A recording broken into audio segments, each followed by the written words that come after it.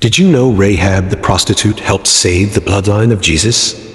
Most people skip over her name. She was a prostitute, a woman of the night. But Rahab wasn't just a side character in a dusty Bible story. She was chosen by God to do something that would change the world forever. Here's what happened. When Joshua sent 2 spies into Jericho to scout the land, they weren't greeted with open arms. Jericho was a walled fortress, and strangers weren't welcome. If the king found them, they'd be dead on sight.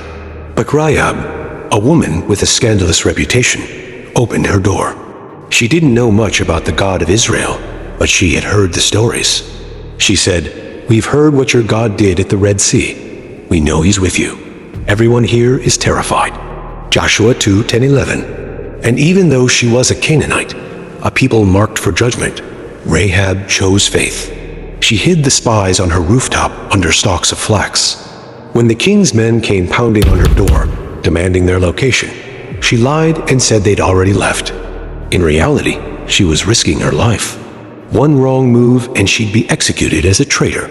But her courage wasn't just about helping the spies. It was about making a bold decision, to leave behind a life of sin and side with the God who brings victory. And here's the most shocking part. Because Rahab believed, she wasn't just spared when Jericho fell. She was adopted into Israel. She married a man named Salmon and became the great-great-grandmother of King David.